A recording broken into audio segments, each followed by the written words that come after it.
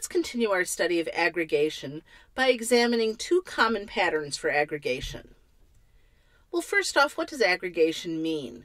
Well, it means that one class has a data field from another class. So an example of aggregation is that our string array list that we created in our last few presentations aggregates the string class.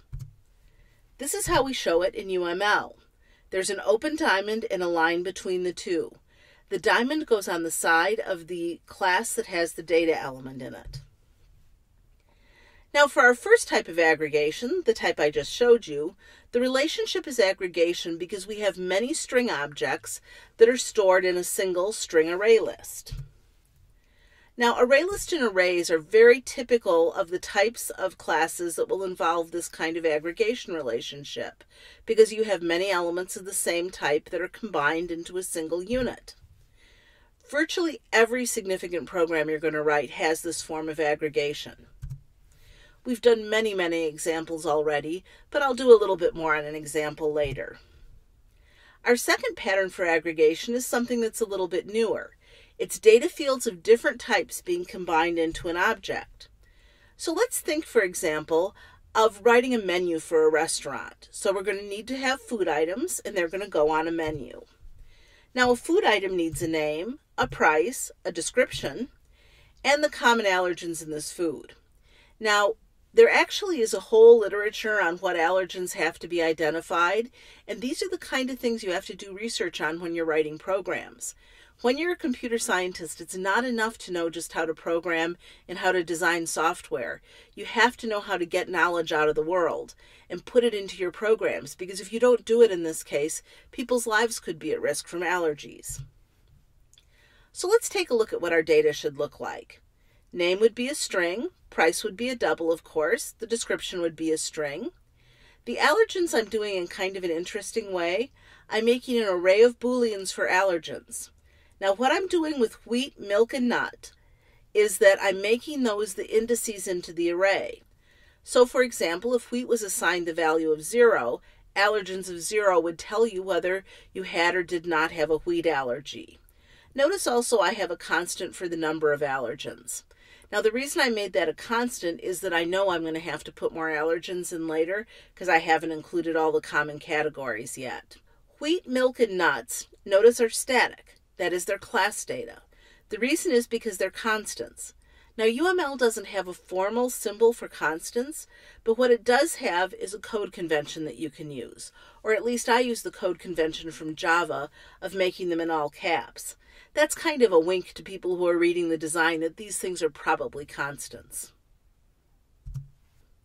This type of aggregation is very rarely shown in UML for a couple of reasons.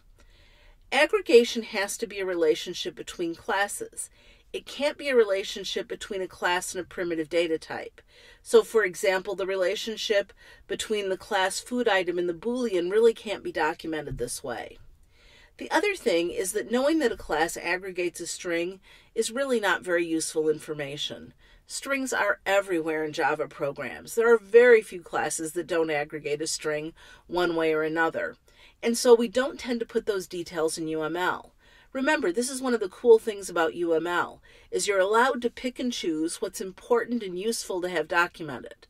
Of course, that also puts some pressure on it, because it means that you have to make conscious, reasoned choices instead of just being able to rely on automatic behavior. Let's talk a little about our implementation plan for this class. We certainly need to write constructors, and we want to remember to cascade them. Then we'll write some accessors.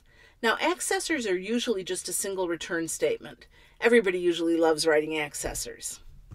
Then we're going to write some mutators. Now, for the time being, most of our mutators are going to be just a single line, but that isn't really how mutators work in general. We don't have a lot of good strategies for handling errors at this point, and so we've kind of been ignoring the fact that all these mistakes can happen. Once we have better strategies for handling errors, which by the way, unfortunately will be next semester, then you can put more data into your mutators and really check and make sure the data is legal before you store it in your object. That's a very important responsibility in enforcing the contract. So for constructors, there are going to be two of them that we'll write. One will take the name, the price, and the description, and just assume there are no allergens. And the other one would set all of the fields. So we have name, price, description, and then wheat, nuts, and milk for the 3 allergies that could occur. Now remember that when we write cascaded constructors, we write the one with the most parameters first. And then once we've written that one, we call it for the other one. The constructor on top is the constructor with the most parameters, so that's the one we do first. Name, price, and description are just set in a very straightforward way. Let's look a little bit about how allergens are set. First, you have to construct the array for the allergens, new boolean of number of allergens. That's where that other constant gets used. Then we'll say allergens of wheat is wheat, allergens of milk is milk, and allergens of nut is nut. So wheat, milk, and nut are going to have values like 0, 1, 2. Now it doesn't really matter which one has which value, but it is important that they're not the same and that the values are 0, 1, and 2. To create the other constructor, the one that has only 3 parameters, notice we pass those 3 parameters in and then pass in false for the other parameters. Now to finish the implementation, we're going to need to create accessors. Now, in this particular example, all of our fields would need accessor methods. That isn't always true, but it's a pretty common pattern. So, for example, an accessor would be something like has wheat, which returns a boolean. We're also going to need to create mutators. Now, most of this data is not going to need a mutator. So things like names and ingredients and descriptions, these very rarely change on a menu. I can think of restaurants that have had the same descriptions on the same menu since I was a little kid. So we really don't need to create mutators for that. What we do need to create mutators for, however, is prices, because prices do change. And believe me, there's nothing on a menu from when I was a little kid that has the same price. Remember that if you don't create a mutator for a particular field, you're going to force somebody to construct a new object. You don't want to do that all the time, but on the other hand, if changes aren't made very often, that's actually a better strategy than putting in a whole bunch of mutators that never get used. So now we need to design our methods. So for getName for our string, we'll have getPrice, which will return a double, getDescription, which will return a string, and setPrice, notice that's the mutator. Also notice how the signature is different on the mutator. First off, it starts with set instead of get.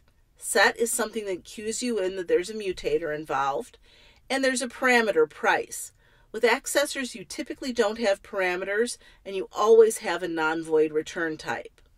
With mutators, you tend to have a void return type. Then we'll have methods like hasWheat, which returns a boolean, and hasCommonAllergens, which returns a boolean. What hasCommonAllergens is going to do is look through all of the possible allergens and see if there's a possible allergy problem or not.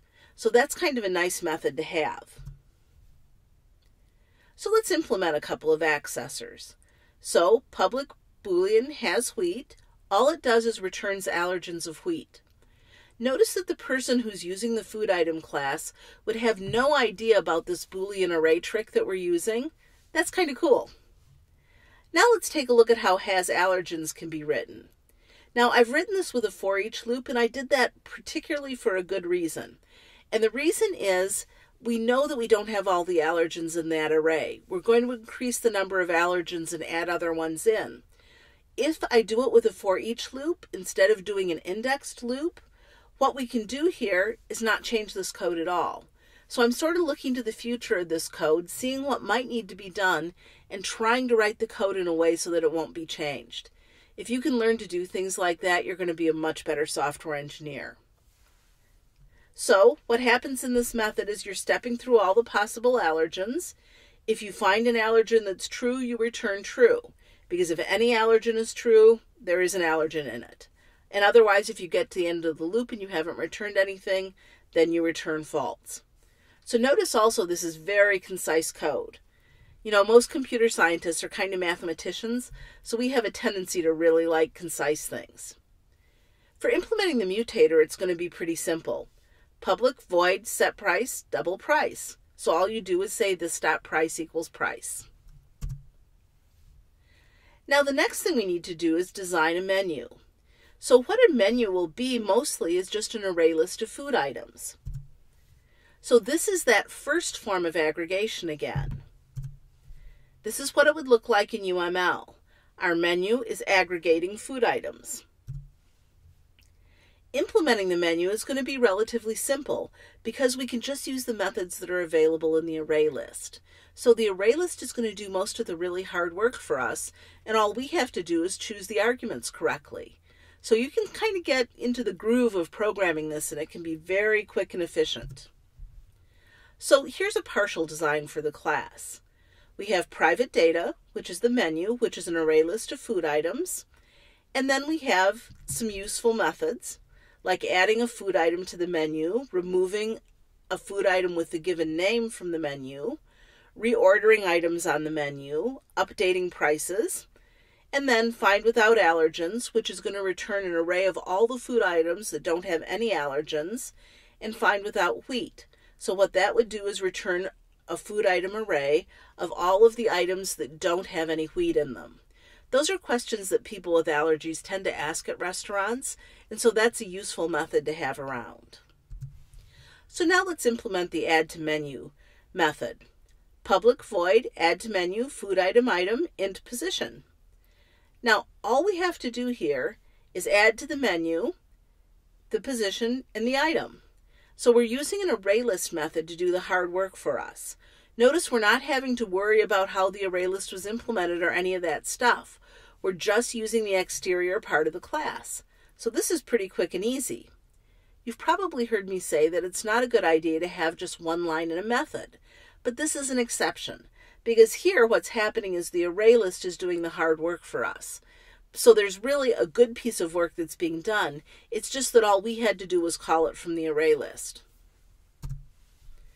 Now let's talk about one like find without wheat.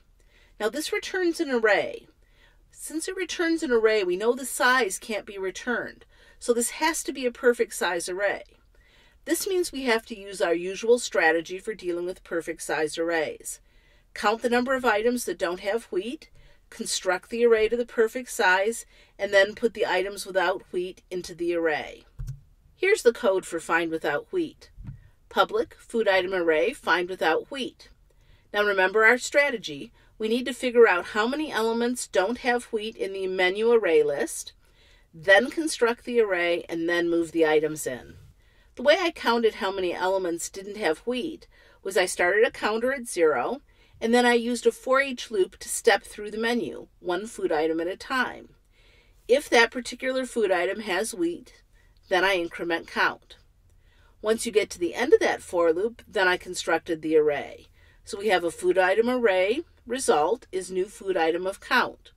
So now we know that our array is constructed to the perfect size.